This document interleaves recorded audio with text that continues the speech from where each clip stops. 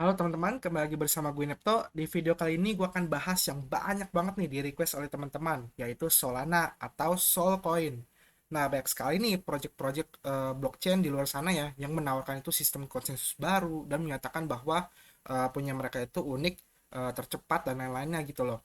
Namun setelah gue telusuri, ya itu kebanyakan tuh sebenarnya nggak jauh-jauh banget sih dari sistem konsensusnya proof of work, Bitcoin maupun Ethereum maupun proof of stake-nya si Binance Smart Chain seperti itu. Nah, lalu kalau untuk Solana itu kayak gimana gitu loh. Gimana dengan Solana? Solana itu dia kan bilang dia ini sistemnya itu unik ya. Nah, jadi Solana ini itu memanfaatkan sesuatu yang selalu ada dalam hidup kita gitu loh. Namun nggak banyak terpikirkan oleh kita gitu loh. Nah, kira-kira apa itu? Nah, yaitu adalah waktu gitu loh, atau history. Nah, maksudnya itu gimana? Nah, sebelum lebih dalam ya, kita mulai pembahasan soal Solana ini, kita kenalan dulu nih sama sejarah dan pendirinya si Solana. Ya, di sini ada namanya adalah Anatoly Yakovenko.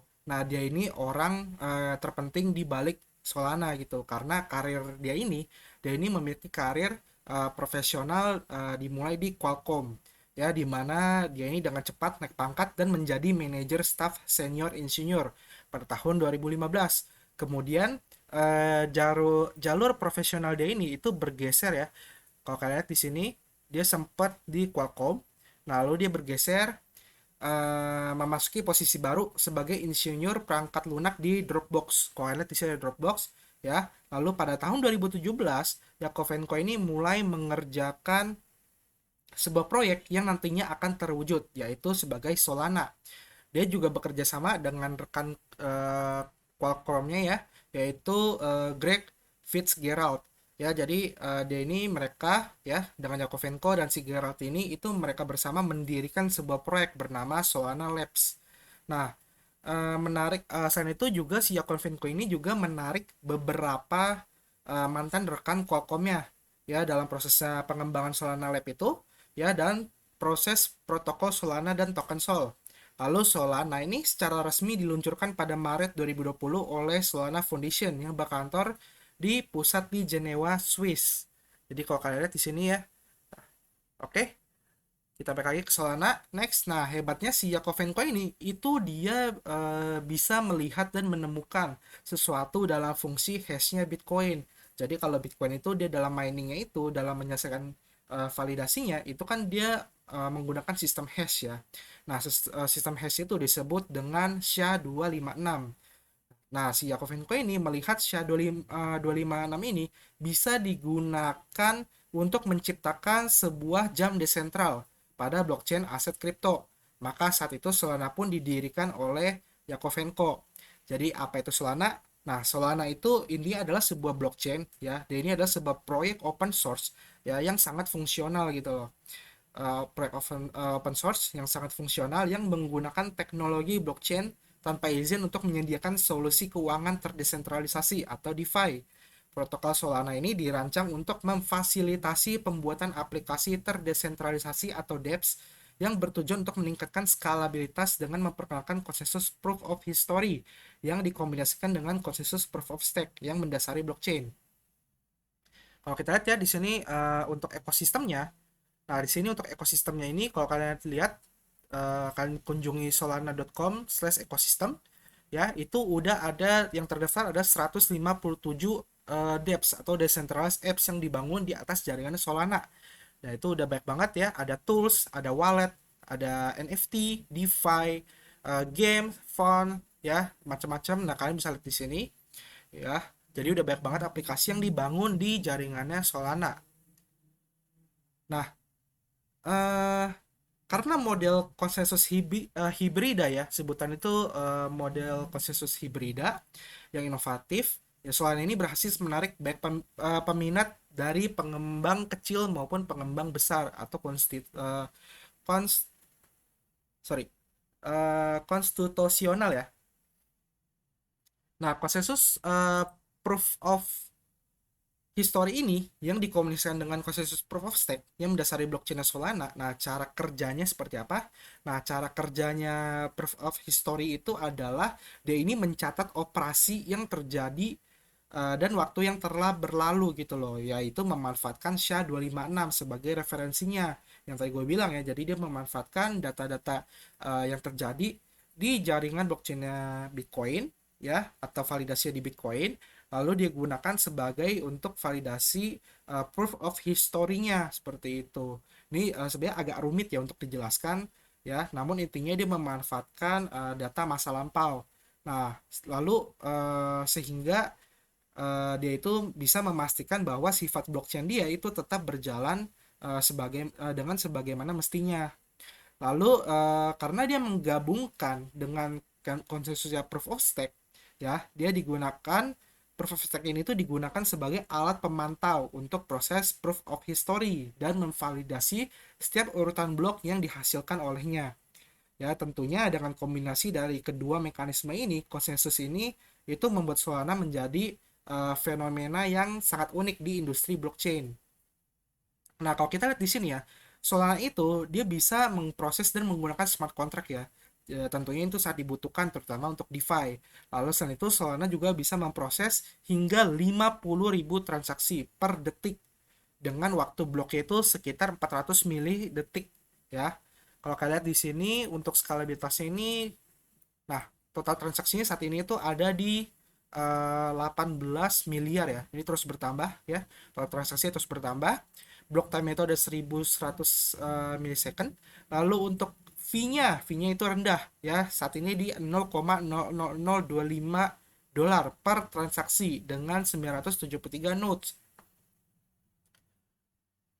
Nah, kalau kita lihat di sini ekosistem Solana ya, saat ini tuh udah banyak banget project-project DeFi, Web3, blockchain gaming dan lain-lainnya ya, yang tadi kita lihat bisa lihat di ekosistemnya. Di sini yang terkenal itu ada banyak banget, ada Serum, USD, lalu ada Audius, lalu ada USDT, Chainlink, Akash Network, Terra, Radium, Trust Wallet dan lain-lain seperti itu.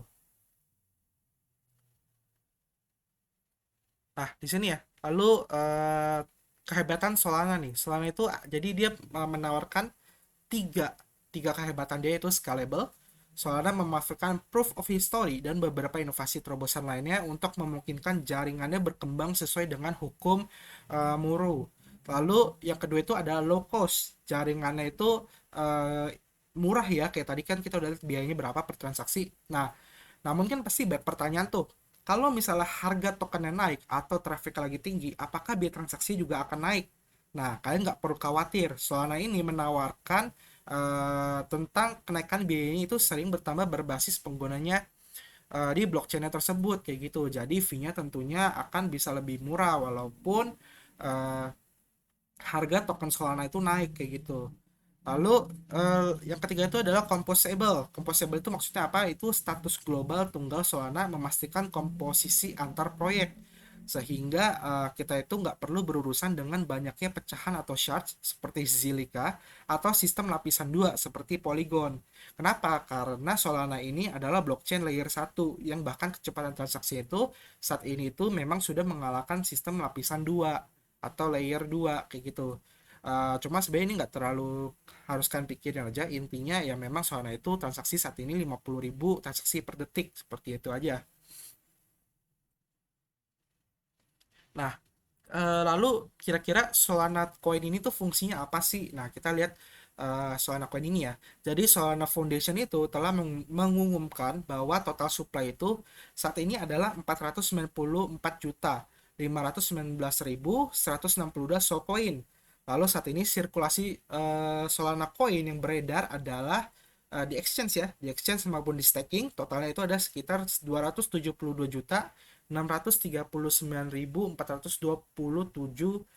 Solana Coin seperti itu. Nah, fungsi Solana Coin itu adalah yang pertama, kita bisa menggunakan Solana Coin itu untuk membayar transaksi atau fee transaksi di jaringannya Solana. Seperti kita ingin menggunakan DeFi, NFT, atau mengirimkan Solana token ke wallet lain, ya itu kan akan membutuhkan fee. Nah, fee-nya itu membayar menggunakan Solana yang akan dibayarkan ke validator. Lalu fungsi kedua itu adalah untuk governance ya. Jadi kita bisa mengajukan proposal atau melakukan voting untuk mengembangkan aplikasi-aplikasi yang berada di jaringannya Solana seperti itu. Lalu kalau next kita ke validator dulu deh. Jadi kalau misalnya nih kalian tertarik karena dia ini kan bersifatnya proof of stake ya. Jadi kalian bisa menjadi seorang validator. Oke. Jadi nanti ada orang mau staking bisa menyimpan dananya di kalian. Lalu hasil dari kalian menjadi validasi itu akan dibayarkan. Seperti itu. Nah, kalau kalian tertarik menjadi validator, kalian tinggal kunjungi solana.com/validators. Ya, di sini ada tombol become a validator. Untuk menjadi validator, kalian tinggal klik aja. Lalu kalian sign up dan kalian jalankan sesuai, kalian baca ya, kalian pelajari, kalian jalankan sesuai apa yang tertera di website Solana ini. Namun kalau kalian punya Solana token, kalian pengen staking aja deh, gue nggak mau jadi validator tapi pengen jadi staker, bisa. Kalian bisa menggunakan wallet-wallet yang sudah disupport oleh Solana, seperti solflare.com, ya kalian bisa pakai Solflare, atau bisa juga pakai solid.io, yaitu untuk walletnya, soft walletnya kalian bisa gunakan untuk staking. Lalu kalian bisa pakai Exodus Wallet juga untuk staking, ya. Lalu kita juga bisa pakai Binance dan FTX Exchange kalau kalian pengen stakingnya di exchange. Nah, di sini kalau kalian ke solanabits.io, ya di sini kita bisa melihat validator-validator dan memilih validator untuk kita stakingan Solana coin kita gitu loh. Cuma ini memang agak rumit ya buat yang belum pernah staking di validator secara langsung kayak gini, itu agak rumit karena kalian harus pakai soft wallet. Jadi saran gue kalian bisa staking di Binance ya. Kalian bisa beli Solana token di Binance ya, di exchange. Lalu kalian tinggal ke log staking aja. Di sini kalian bisa lihat di sini ada staking Solana dengan bunga yang cukup besar gitu loh. Di mana 15 hari itu untuk 1 tahun itu 23%. Lalu ada 30 hari itu 10%. Ini bunga tahun ya, setahun ya. 60 hari itu 11% dan 90 hari itu 14%. Jadi memang cukup besar untuk staking Solana di Binance, dan itu juga mudah buat kalian yang masih baru. Jadi sebaiknya staking di mana? Kalau kalian masih baru ya sebaiknya di Binance saja kayak gitu. Nah, untuk media sosialnya, media sosial Solana juga cukup aktif ya. Dia aktif di Twitter ya. Kalau kalian lihat Twitternya, dia aktif dan follower juga banyak ya. Dia terakhir itu tweet tentang ini ya, kayak Miami deh. Oh, Metaflex NFT 17 jam lalu ya. Terakhir dia tweet tentang ini. Lalu untuk Telegramnya ini juga member yang di grup Telegram itu ada 85.000 member dengan 6.000 orang yang online. Jadi nanti linknya Twitter dan Telegramnya akan gue taruh di deskripsi. Kalau kalian pengen join komunitasnya, kalian bisa join Telegramnya ya, itu bagus banget untuk mendapatkan info-info terbaru tentang Solana. Oke. Nah, untuk harganya, saat ini harga Solana saat video ini dibuat itu ada di 40,97 dolar ya.